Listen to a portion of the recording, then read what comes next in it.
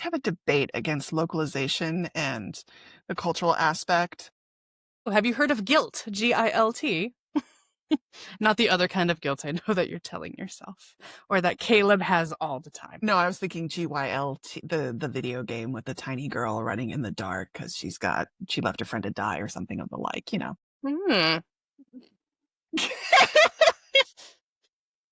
Side note, little nightmares. Little girls running in horror. We love that. It's not like it's not on the daily. Sure. Guilt is shockingly considered fairly new among, shall we say, translation industries. It's not even that. It stands for globalization, internationalization, localization, and translation, which are 4 separate things. And people often get very confused. So globalization is literally taking something and making it accessible to all. I am, by the way, summarizing this.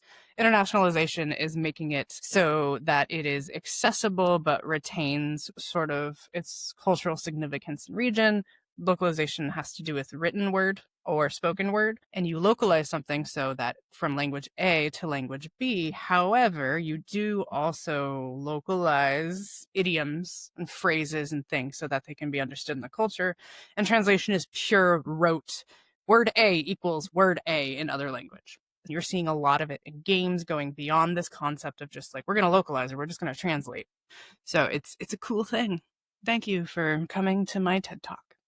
So here's the example that I want to ask. When you see in fan translations for manga, and they'll have the person's name and then the dash and the sun, or the kun, or the chan, when they keep that, which is that of what you just said? Is that globalization? Is that... I tend to consider that one globalization. The reason being, if you were to translate it raw, it would be what we would usually say Mr., Miss, right? Yeah.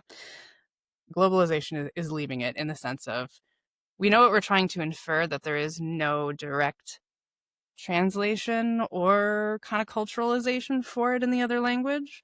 So we're still honoring it as it is. So that's why I put it in the globalization bucket. Got it. That makes sense to me, which I prefer. I like when there's bits of culture left in the translation, because I'm reading something from a different culture, or I'm watching something from a different culture. So I don't want to lose that aspect. And granted, I'm saying this as someone who, in the grand, epic, endless dub versus sub wars, who is firmly on the sub side.